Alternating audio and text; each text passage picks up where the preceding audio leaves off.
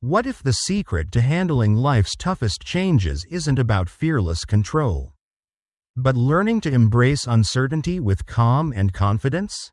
Let's dive into how Stoics make that happen. The idea of responding to everything in real time, of trying to be on top of every little thing as it happens, isn't just a bad strategy for productivity. It's a fast track to misery. If we were to sum up all of Stoic philosophy in one phrase, Epictetus would say it boils down to two things: persisting and resisting.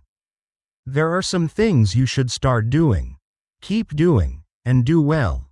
But then there are other things you should stop doing, things you should actively resist. I'm Ryan Holiday, and I've been writing about Stoic philosophy for nearly 15 years. I've shared these ideas with everyone, from NBA players and NFL athletes to special forces and sitting senators. I've made countless videos on what a Stoic should do, which you can check out anytime. But today, I want to flip the script and talk about things Stoics don't do, habits they refuse to fall into, things they stop doing, and that you should stop doing too. So here we go. Things Stoics don't do. First off, Stoics aren't trying to be fearless about everything. But if there's one thing a Stoic particularly refuses to fear, it's change. Marcus Aurelius said, "All things are born from change."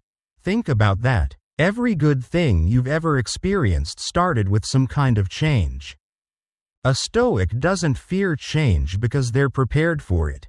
They know they can handle whatever comes their way. Marcus tells us in Meditations, "What am I going to do about tomorrow? I'm going to meet it with the same weapons I met today." Knowing your own capabilities, understanding what you can endure, means you don't have to fear change. You don't have to cling desperately to making everything stay the same. And part of the Stoic concept of indifference isn't about not caring at all. It's about being okay either way. Because of their steady preparation, a Stoic doesn't need things to unfold in a certain way. They don't have to prefer one outcome over another. Whether tomorrow brings rain or sunshine, heat or cold, love or hate from others, they know what their role is. And they can handle it. So a Stoic doesn't fear change. They don't have preferences because they don't need to. They can manage whatever life throws at them. Now, a lot happens every single day, every minute. But here's the truth. Most of it simply doesn't matter. Marcus Aurelius wisely said you're better off not giving small things more attention than they deserve. In other words, don't sweat the small stuff. The stuff that's not under your control. That doesn't push you closer to your goals. That distracts you from what you really should be focusing on. You have to tune it out. We've talked about this before. The idea that you don't have to have an opinion about everything. It doesn't even have to register with you. You can ignore it. You can stay focused on what truly matters. So ask yourself, is this essential? Does this really matter? If it doesn't, what do? You ignore it. You let it go. When someone criticizes me, here's the exercise I do. Marcus Aurelius tells us to think about the person delivering the criticism. Think about what they just said. Who they are, what they're addicted to, what they've accomplished. And what you realize is this.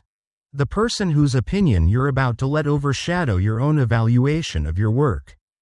Your worth is actually worse than meaningless.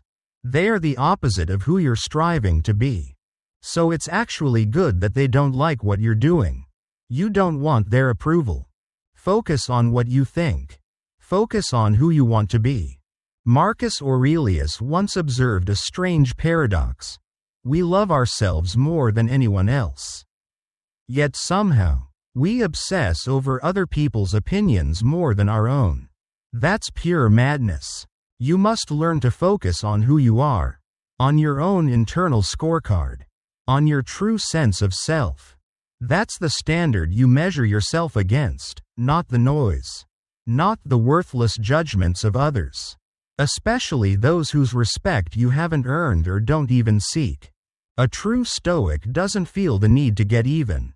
Marcus Aurelius himself, a man who endured coups, lies, and relentless attacks, said the best revenge is simply not to become like the person who wronged you. Seneca adds perspective on anger. It's absurd. You don't kick a mule back or bite a dog after it bites you. Right? A Stoic understands that by the very nature of life, and of who we are, we will face attacks and criticism. People can be cruel. They will hurt us and do things that sting. But what a Stoic does not do, and this is crucial, is fall into the trap of revenge. You must stop feeling the need to get even or demand your pound of flesh just because someone wronged you. You're going to be fine. You weren't truly harmed. You'll get through this. And most importantly, you can let it go. Now, think about how most people start their day. They wake up, and the very first thing they do is check their text messages, their emails. They hand over their focus, becoming just another item on someone else's to-do list.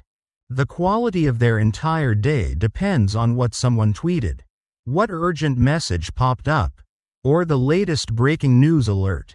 But that's no way to live. Marcus Aurelius warns us. Stop being jerked around like a puppet on strings. Slow down. Take control. You want to own your morning. You want to master the inputs that flow into your mind. You don't want to start your day already behind, frazzled, or overwhelmed. You want to be in control. That's why it's so important to begin your mornings the right way, intentionally. Don't allow every incoming distraction to dictate how your day, or your life, unfolds. Here's a great story about Napoleon. He famously refused to read his mail until 3 weeks after it arrived. Why? Because he understood that most problems will solve themselves if you give them time. But if you constantly check, if you're always reachable, you'll drag yourself into unnecessary drama. You'll waste precious time on issues that don't require your immediate attention. You can imagine Marcus Aurelius, or Epictetus, or Seneca applying the same wisdom. The idea of reacting instantly to every little thing, trying to manage everything in real time, it's not a recipe for productivity. It's a recipe for misery. You have to be willing to let go of knowing every single thing that's happening. You have to be willing to create boundaries so that you're not so reachable, so that your focus isn't constantly interrupted. Take Napoleon's advice. Sleep with your phone in another room. When you're doing something important, leave your phone away from you. Don't be so reachable. You don't have to let everything get to you. Marcus Aurelius reminds us that we don't have to let things upset us. In fact, he says you always have the option to hold no opinion at all. You can simply let things go. Let them drift by like clouds in the sky. This idea echoes what Buddhists say about thoughts. You don't have to let every passing thought sink in. You don't have to allow it to harm you, to rile you up, or to get worked up over it. You don't have to respond. You can simply choose to let it go. I want you to really understand this. You don't have to let it get to you. You absolutely can just let it go. Epictetus offers a powerful insight. When you look outside yourself for approval, you have already settled. You've handed over your happiness, your autonomy, your very meaning, to someone else. This is one of the most critical ideas in Stoicism, especially when we consider what's truly in our control and what's not. How you judge yourself, whether you're growing, successful, wealthy, or anything else, cannot be dictated by other people. If you let it, you're essentially placing your life on a platter and serving it up to others. Sure, it feels good when people celebrate you and tell you how great you are.